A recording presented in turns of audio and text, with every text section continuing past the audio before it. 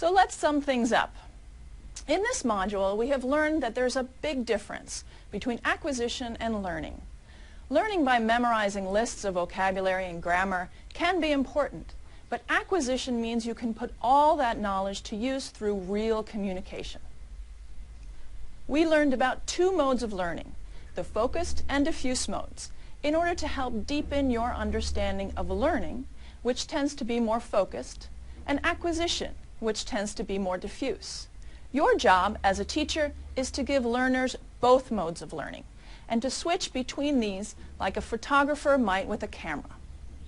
We introduced the concept of practice by bringing in a guest celebrity, Michael Jordan, who never really would have taught a class like we dramatized. He would know that practice is a necessary skill for basketball. Similarly, language must involve more than just rule-based learning. Students must engage in practice. The concept of an 80-20 rule helps give you a general guideline, an ideal for your language classroom. 80% practice, 20% instruction. Finally, we discussed how to get students to practice in either mode of learning. In the focused mode, we talked about spaced repetition, a technique that allows the brain to process information by spacing out learning over time.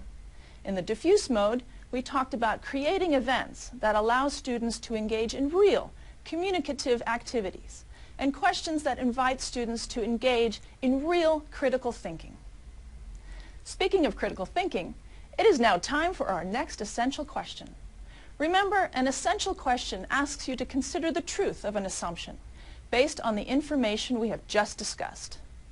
This module's assumption is, what is taught is what is learned. What is taught is what is learned. What could that mean? How is it true? How is it not true? Good luck thinking about this one. It's a bit harder than the last essential question, but aren't hard questions some of your favorite kinds of questions?